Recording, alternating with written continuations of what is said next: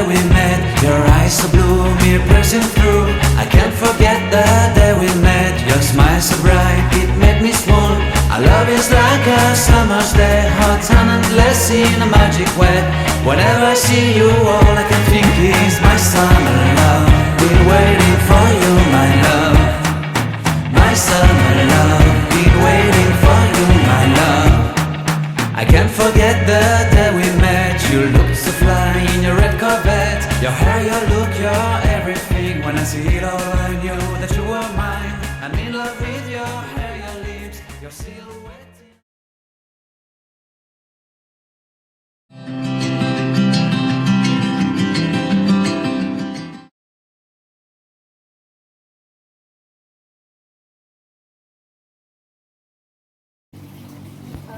Saya Maya Aulia Susono. Di sini saya ingin memberikan penjelasan tentang gizi seimbang. Yang pertama kita bahas dulu tentang pengertian dari gizi seimbang. Gizi seimbang itu susunan pangan sehari yang memiliki zat gizi yang dimana dibutuhkan oleh tubuh. Dan prinsip gizi seimbang ini yang pertama itu dari prinsip kita membahas tentang prinsip gizi seimbang. Dan prinsip gizi seimbang ini yang pertama kita membahas tentang prinsip gizi seimbang. Yang pertama itu tentang aktivitas fisik yang teratur, di mana aktivitas fisik itu merupakan segala macam kegiatan tubuh, termasuk olahraga yang menjadi salah satu upaya dalam menimbangkan zat gizi yang keluar maupun yang masuk dalam tubuh seorang. Lalu yang kedua itu tentang keanekaragaman pangan.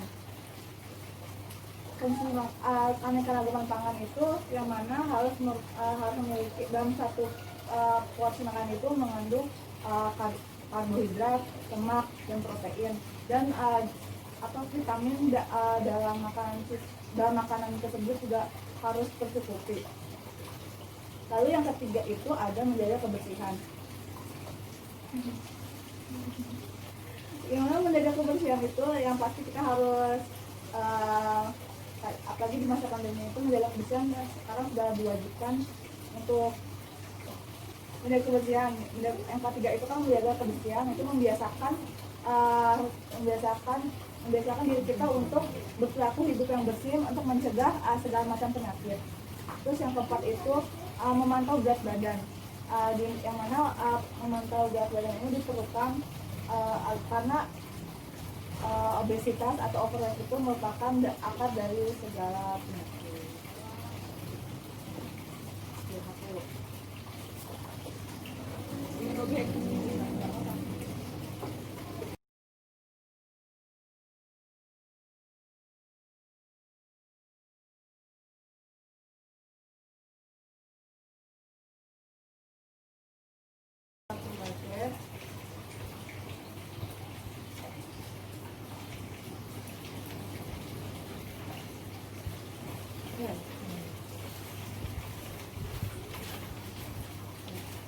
Yang sini yang harus jelasin itu yang pertama faktor yang mempengaruhi itu ada pola makan. Yang mana pola makan itu pada dasarnya satu diri seseorang ditemukan berdasarkan konsumsi makanan dan kemampuan tubuh dalam menggunakan zat makanan tersebut. Pola makanannya itu berhubungan dengan yang prinsip keseimbangan tadi yang mana tentang keanekaragaman pangan. Jadi pola makan ini kita harus pola makan ini dalam pola makan itu kita harus memperhatikan apa yang kita makan, zat gizi juga, dan zat gizi yang dalam makan itu harus tetap utuh gitu. Dan karena proses pemasakan juga mempengaruhi zat gizi yang ada. Lalu yang kedua itu aktivitas fisik. Ya, saya dijelaskan sebelumnya, aktivitas fisik itu pergerakan anggota tubuh yang menyebabkan pengeluaran tenaga secara sederhana, yang salah satu adalah pengeluaran fisik. Lalu yang ketiga itu faktor yang ketiga itu ada body image. Kesesuaian antara tubuh itu yang dipersepsikan oleh individu dalam bentuk tubuh yang menurutnya ideal akan menghasilkan ketidakpuasan terhadap tubuhnya sehingga dapat mempengaruhi tingkat kepercayaan diri. Jadi body image ini dimana kalau misalnya biasanya setiap remaja itu kalau misalnya dia memiliki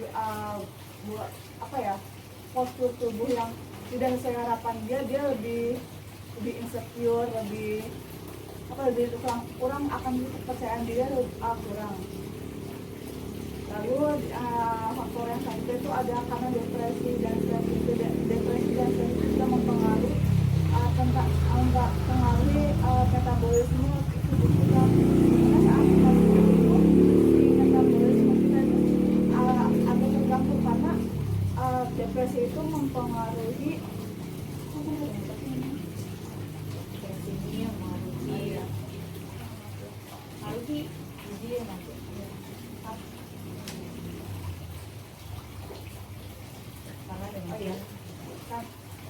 mengganggu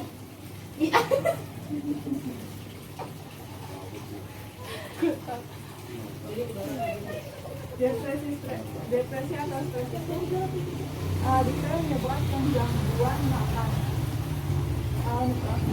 Gangguan makan berarti secara langsung metabolisme tubuh seseorang tersebut atau remaja tersebut juga mempengaruhi menjadi terganggu. Itu metabolisme tubuhnya yang tadinya misalnya bagi yang perempuan menstruasinya itu bisa terganggu, bisa mungkin lebih cepat atau lebih lambat. Ada pula misalnya kalau yang bagi yang laki-laki emosionalnya juga saat depresi itu emosionalnya tidak terkontrol gitu. Terus yang terakhir itu faktornya itu tentang pengetahuan yang kurang tentang diri sendiri, juga pengetahuan kurang mengenali diri yang dibutuhkan oleh remaja tersebut karena kebiasaan pengetahuan diri mempengaruhi kebiasaan makan orang tersebut.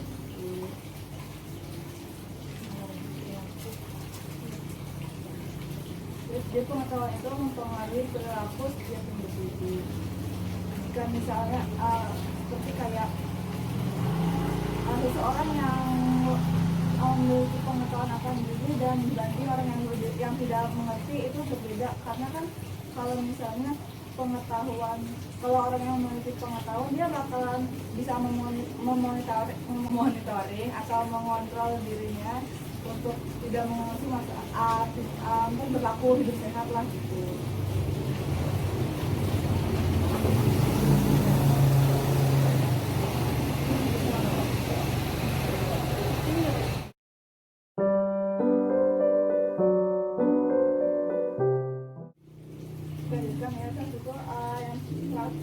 Yang itu membahas tentang masalah gizi pada remaja. Masalah gizi yang di sini itu yang umum yang diderita oleh setiap remaja. Yang biasanya yang banyak diderita oleh setiap remaja itu yang pertama itu anemia atau kurang zat gizi. Yang biasanya yang diderita itu oleh perempuan, karena kan dia kan setiap bulan mengeluarkan darah kan, dia menstruasi, dia anemia itu kurang zat gizi. Karena zat gizi itu kan sel darah kita yang menstruasi itu darah kita yang selalu tiap bulan dikeluarkan. Terus apabila misalnya sudah diregenerasi lagi ya, yang pertama itu anemia atau kurang zat gizi. Zat gizi itu diperlukan untuk membentuk sel darah merah, yang dimana sel darah merah itu merupakan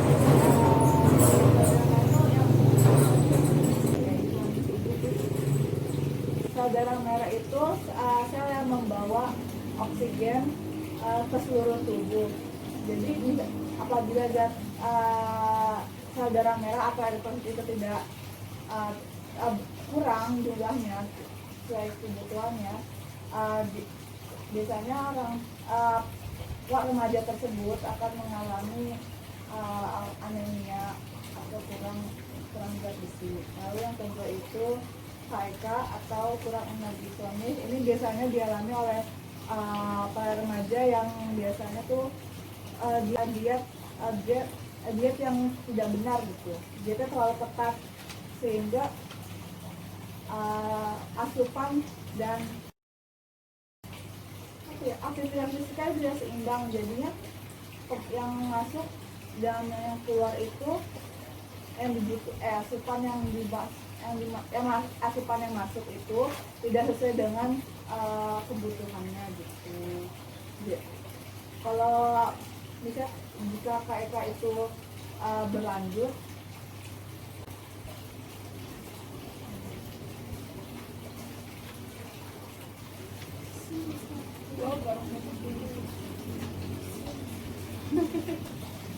next.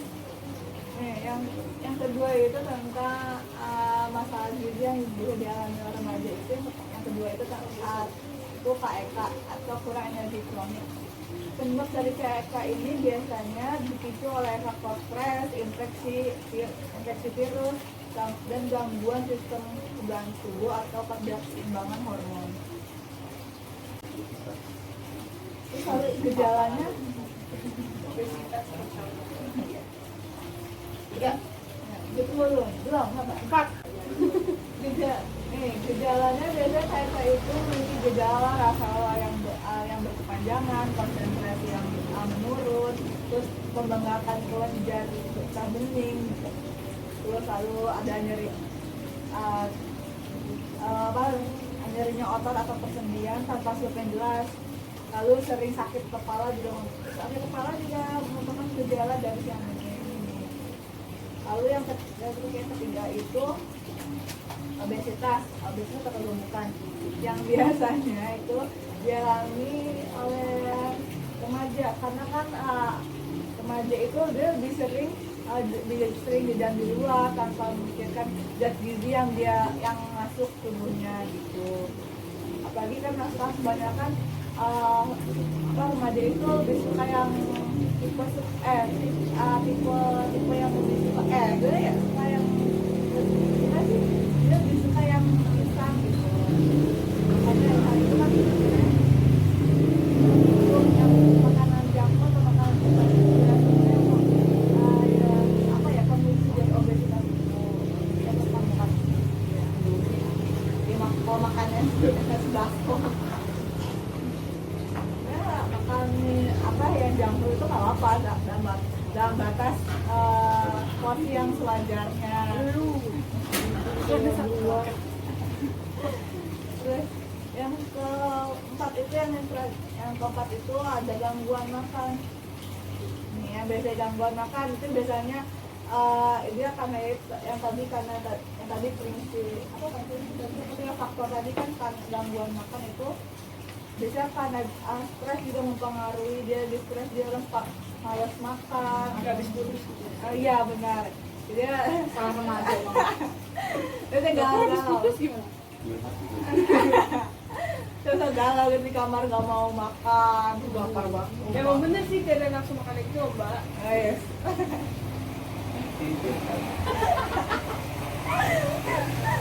Iya betul. Enggak mempengaruhi juga sih. Apalagi masalah diri gangguan makan, terus pola makan yang nggak teratur juga itu mempengaruhi zat gizi seorang gizi remaja atau dalam remaja doang sih, semua segala umur. Itu tuh obesitas.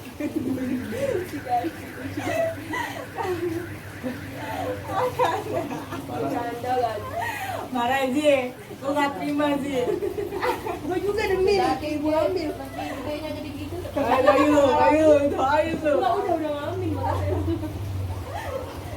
Tidak beneran kayak pola makan, misalnya kayak pola makan yang nggak baik, misalnya kita nggak sarapan. Kalau misalnya kita nggak sarapan, biasanya nanti kita bahas kayak ibarat kita bahas undangnya di makan siangnya itu. Makan siang kita makan selalu banyak gitu loh.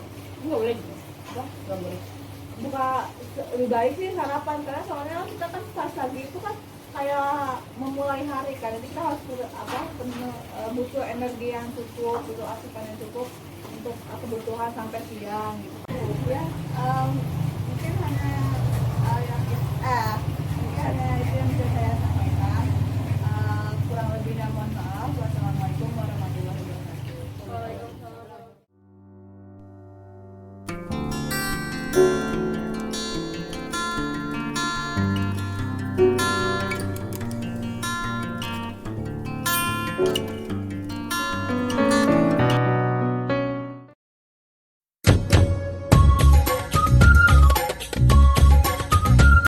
Assalamualaikum warahmatullahi wabarakatuh. Waalaikumsalam warahmatullahi wabarakatuh. Perkenalkan, nama saya Maya Aliansyah. Di sini saya ingin menjelaskan tentang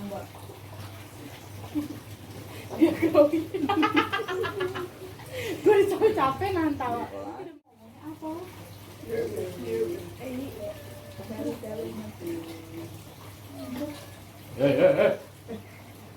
apa? Tantangan yang mempunyai zat gizi Kenapa sih nih anak satu ya? Kok materinya dia sendiri ya? Tarik nafas dua. Tarik nafas, masih bingung gimana ini.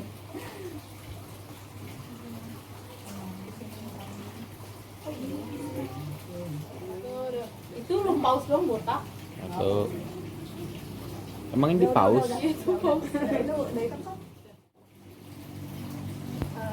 Saya Maya Aliansyah ingin menjelaskan tentang gizi seimbang.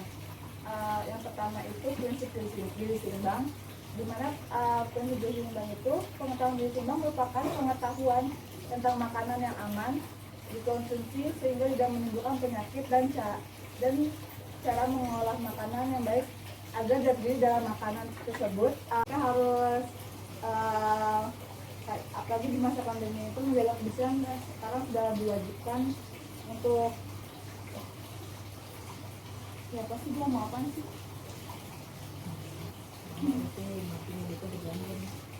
Udah pasti gue tanya. Ya kebersihan. Terus, ya. Menjaga kebersihan. Yang ketiga itu kan menjaga kebersihan, itu membiasakan diri kita untuk berperilaku hidup yang bersih, untuk mencegah segala macam penyakit dan menyeimbang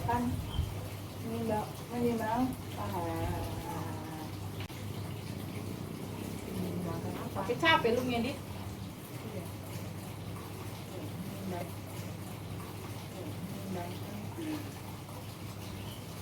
Lu nggak pakai ini kurus gendut ya?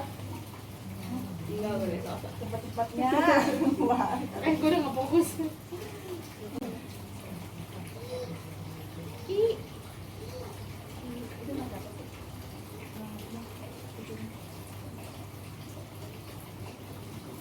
Kita membahas tentang prinsip. Ya pasti dia mau apa sih?